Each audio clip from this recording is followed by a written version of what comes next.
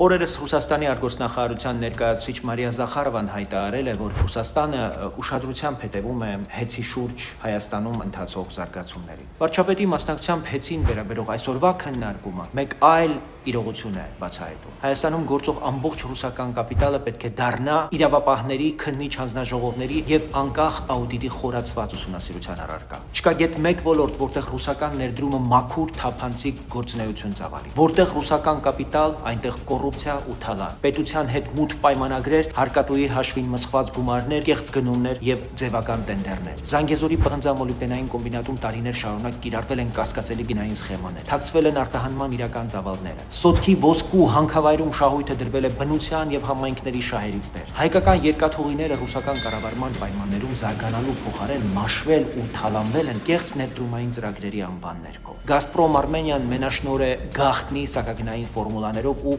երկարաժամկետ ոչ թափանցիկ պարտավորություններով։ Սա վաղուց այլևս միայն տնտեսության մասին չէ, սա Հայաստանի սուվերենության եւ ազգային անվտանգության հիմնարար հարց է։ Եթե չբացենք եւ սկզբից մինչեւ վերջ ուսումնասիրենք Հայաստանում ռուսական կապիտալի այս ողջ շղթան, չենք կարող խոսել անկախ պետության եւ արդար կանխատեսելի խաղի կանոններով տնտեսության մասին։ Յուրաքանչյուր դրամի, յուրաքանչյուր պայմանագրի ճանապարհը պետք է հասնի հանրային հաշվետվության եւ որտեղ անհրաժեշտ է դատարան։ Սա է սուվերեն Հայաստանի նվազագույն